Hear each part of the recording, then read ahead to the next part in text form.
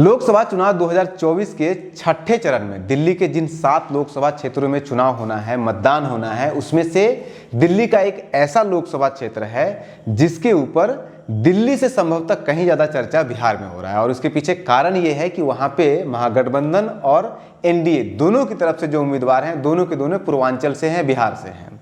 इस कारण से वहां पे चर्चा ज्यादा चल रहा है बिहार और यूपी के पूर्वांचल क्षेत्र में।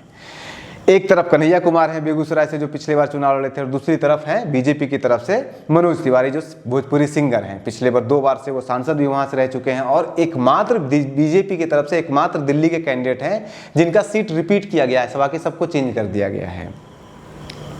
तो ये 2 कारण से बहुत ज्यादा यहाँ पे डिस्कशन हो रहा है इसके ऊपर। और यही कारण है कि सारे पॉलिटिकल पंडित, जर्नलिस्ट, जितना भी एनालाइजर हैं, वो सब के सब इस सीट को एनालाइज कर रहे हैं। और जो एनालाइज कर रहे हैं उसमें 2 इंपॉर्टेंट लाइन के ऊपर एनालाइज कर रहे हैं। एक तो यही कि चूंकि वो जो सीट है, उत्तर पूर्वी दिल्ली का जो सीट है, वो यूपी और हरियाणा के बॉर्डर से जुड़ा हुआ है, तो वहाँ पे जो इंडस्ट्रियल एरिया है, वहाँ पे काम करने वाले बिहार और पूर्वांचल के मजदूर बहुत ज़्यादा संख्या में रहते हैं। वहाँ पे उस क्षेत्र में स्टूडेंट कम्युनिटी भी अच्छी खासी रहती है, जो कि बिहार से बहुत ज़्यादा है, यूपी से बहुत ज़्यादा है।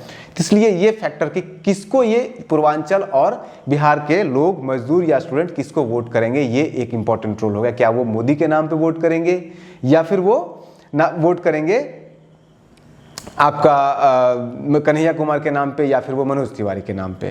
क्योंकि यहाँ पे इस बार बिहारी वाला तो चलेगा नहीं, क्योंकि दोनों के दोनों पूर्वांचल हैं, वो फैक्टर से चुनाव लड़ नहीं पाएंगे ये लोग। तो इसलिए अब आ गया है कि या तो मोदी के नाम पे चुनाव लड़ा जाएगा, जो कि मनोज तिवारी कर रहे हैं, और कन्हैया अपने नाम पे लड़ रहे हैं। दूसरा इंपॉर्टेंट रोल, जो फैक्टर जो सबसे वहाँ पे रोल प्ले कर रहा है, वो है वहाँ का मुस्लिम वोटर। लगभग 4 विधानसभा क्षेत्र इस लोकसभा क्षेत्र के अंदर ऐसे हैं जहाँ पे मुस्लिमों की अच्छी खासी तादाद मानी जाती है, जिसमें से कि आपका मुस्तफाबाद, सीलमपुर, करावल नगर और गोंदा, ये 4 जगह पे हैं। ये 2 इंपॉर्टेंट लाइन पे डिस्कशन हो रहा है, लेकिन इसमें 2 इंपॉर्टेंट लाइन और भी है जिसपे ऊपर बात नहीं हो रही है, चर्चा मिसिंग है।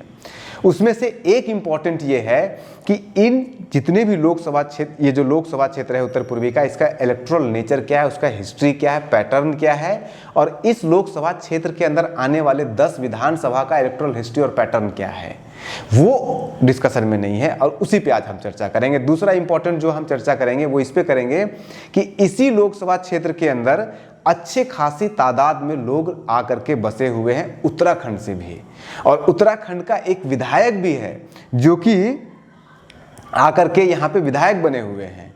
लेकिन उसके बावजूद उत्तराखंड वोटर किधर वोट कर रहे हैं, इसके ऊपर चर्चा नहीं चल रही थी। इन 2 चीजों के ऊपर हम आपको डिस्कशन आज करके बताएंगे। इस लोकसभा क्षेत्र के अंदर 10 विधानसभा क्षेत्र आते हैं। 10 में से आपका करावल नगर, मुस्तफाबाद, गोकुलपुरी, बाबरपुर, उसके बाद गोंदा हो गया, सीलमपुर, रोहतास नगर, सीमापुरी, निमारपुर और बुरारी, ये 10 विधानसभा क्षेत्र हैं। 2020 का दिल्ली विधानसभा क्षेत्र का चुनाव उठा के देख लीजिए, उसमें बीजेपी को 70 में से आए थे 8 सीट, यानी कि 11-12% बनता है ये। और उस 8 में से 3 सीट सिर्फ और सिर्फ इसी उत्तर पूर्वी दिल्ली से आया है उनको 2020 के चुनाव में। यानी कि पूरे दिल्ली में बीजेपी का जो परफॉर्मेंस रेट है वो 11-12% है, इनका सक्सेस रेट है। और इस लोकसभा क्षेत्र के अंदर जो 10 विधानसभा क्षेत्र आते हैं, वहां पे बीजेपी का परफॉर्मेंस रेट जो है वो लगभग 37.5% होता है। कहाँ 11-12% स्ट्राइक रेट है बीजेपी का पूरे दिल्ली में, और इस लोकसभा क्षेत्र में बीजेपी का स्ट्राइक रेट है 37.5%। इस फैक्टर को कोई काउंट नहीं कर रहा है कि 10 में से 3 सीट आज भी बीजेपी के पास है वहां पे। उसके बाद फिर 2015 का चले जाइए। 2015 का जब चुनाव हुआ था दिल्ली का, उसमें पूरे दिल्ली में बीजेपी को आया था 3 सीट, और उस 3 में से 1 सीट यहीं से गया था, जो आपका मुस्तफाबाद है। मुस्तफाबाद से बीजेपी जीती थी।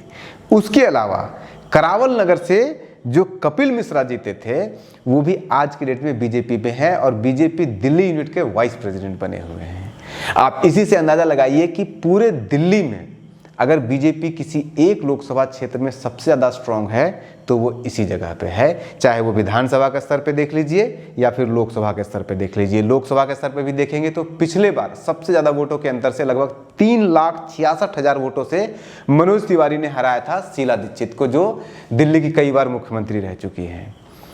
और इतिहास है इसका, इस विधानसभा क्षेत्र, इस लोकसभा क्षेत्र का और इस लोकसभा क्षेत्र के अंदर आने वाले विधानसभा क्षेत्रों का, कि ये बीजेपी ओरिएंटेड रही है। आप एक एक करके भी देख लेंगे, जैसे करावल नगर उठा लीजिए, 2015 का चुनाव अगर छोड़ दीजिएगा तो 1993 से लेकर आज तक लगातार यहाँ पे सिर्फ बीजेपी जीत रही है। 2015 में भी जो आम आदमी पार्टी के कपिल मिश्रा जीते थे यहाँ से, वो भी अब बीजेपी में जा चुके हैं।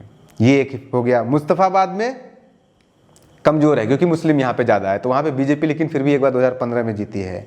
गोकुलपुर में कांग्रेस कभी नहीं जीत पाई है वहाँ पे चुनाव, या तो बीजेपी जीती है या फिर पिछले 2 बार से आम आदमी पार्टी यहाँ पे जीती है 2015 में। बाबरपुर से 1993 से लगातार जीती है, सिर्फ 2003 का चुनाव छोड़ दीजिए तो बीजेपी। यानी कि कहने का मतलब एक एक करके आप उठा देख लीजिए। गोंदा में भी वही हाल है, 2020 में बीजेपी जीती है, 1993 में जीती थी, 2008 में जीती, 2013 में जीती थी। एकमात्र सीलमपुर एक विधानसभा क्षेत्र है जहाँ पे कि बीजेपी कभी नहीं जीत पाई है, वहाँ पे कांग्रेस नहीं तो आम आदमी पार्टी के लोग यहाँ पे जीतते रहे हैं। और उसके बाद फिर सीमापुर ही एक ऐसा क्षेत्र है, बाकी सभी जगहों पे दबदबा लगातार बना रहा है बीजेपी का। तो इस फैक्टर को लोग काउंट नहीं कर रहे हैं, जिसे काउंट करने की ज़रूरत है। दूसरा जो इम्पोर्टेंट फैक्टर जो हमने कहा वो है इम्पोर्टेंट फैक्टर उत्तराखंडियों का। उत्तराखंडी के वोटर यहाँ पे बहुत ज़्यादा है, कई आपको उत्तराखंड के नाम से यहाँ पे कॉलोनियाज मिल जाएगी, और इसको लोग कोई टैप समझ नहीं रहा है। उत्तराखंड की तरफ से आम इसके कन्हैया की तरफ से एक तो विधायक ही है वहाँ पे, बिष्ट जी हैं वहाँ पे विधायक हैं आपके उत्तराखंड के। कन्हैया की तरफ से जो चुनाव प्रचार करने के लिए आए हैं वहाँ पे हरक सिंह रावत, वो भी बीजेपी के ही नेता थे। अभी उनको जब टिकट नहीं मिला तो वो अब कांग्रेस में आ गए हैं, और उनका वो चार्म नहीं था। कहीं ना कहीं कन्हैया कुमार ने यहाँ पे मिस किया है गणेश गोदियाल जैसे लीडर, या फिर जो बड़े लीडर हैं उत्तराखंड में कांग्रेस के, उनको नहीं ला पाए। वो क्यों नहीं ला पाए ये वही जानते हैं। लेकिन उत्तराखंडी वोटर का नेचर ये है कि उत्तराखंड के वोटर, चूंकि वो देवभूमि के नाम से जाना जाता है, लगातार 2 बार से वहाँ पे उत्तराखंड में बीजेपी की सरकार बन रही है, तो वहाँ पे बीजेपी माइंडेड लोग हैं जो उत्तराखंडी लोग हैं। ये वोटर कंप्लीटली पूरा जाने की संभावना लग रही है बीजेपी के पास, मनोज तिवारी के पास। अगर आप वोट बांट भी देते हैं पूर्वांचल के और बिहार के वोटरों को, तो भी कन्हैया कुमार किस हालत में रहेंगे इसका आप अंदाजा लगाइए कि आप बांटेंगे। लेकिन पूर्वांचल के वोटर और दिल्ली के वोटर भी बहुत ज़्यादा, दिल्ली का वोटर कुछ आम आदमी पार्टी के पास है, कुछ वोटर जो होते हैं वो हरियाणा के वोटर हो गए, ये लोग जो है वो बटेगा वोट। लेकिन उत्तराखंडी वोट बहुत इंपॉर्टेंट रोल प्ले करने वाला है, और वो डायरेक्टली जा रहा है बीजेपी के पास है, क्योंकि कहीं ना कहीं कांग्रेस की तरफ से वो रीच आउट नहीं हुआ जिस लेवल पर रीच आउट होना चाहिए था। ये एक इम्पॉर्टेंट फैक्टर है जिसको कि सभी ने नज़रअंदाज किया था, और इलेक्टोरल हिस्ट्री को भी सभी ने नज़रअंदाज किया है। 2015 के चुनाव में भी एक सीट जीती हुई है बीजेपी, 3 में से दूसरी सीट छोड़ चुकी है बीजेपी के जो आम आदमी की पार्टी के नेता हैं, जो आपके कपिल मिश्रा हैं। तो परफॉर्मेंस हमेशा एक ईस्ट दिल्ली यानी यमुना पार का 2 लोकसभा क्षेत्र, एक ईस्ट पूर्वी दिल्ली और एक उत्तर पूर्वी दिल्ली, यही 2 क्षेत्र हैं, 2 लोकसभा क्षेत्र हैं जहां पे बीजेपी सबसे ज़्यादा स्ट्रांग है। 8 में से 6 सीट 2020 के दिल्ली विधानसभा चुनाव में 8 में से 6 सीट इन्हीं 2 क्षेत्रों से मिला है, यमुना पार से, और 2 सिर्फ उधर से मिला है। तो इसी से आप अंदाजा लगाइए कि इस क्षेत्र से अगर कन्हैया कुमार को उतारा गया है तो सिर्फ ये सोच के उतार दिया गया कि यहाँ पे बिहारी वोटर हैं इसलिए यहाँ पे उतार दिया जाना चाहिए इनको।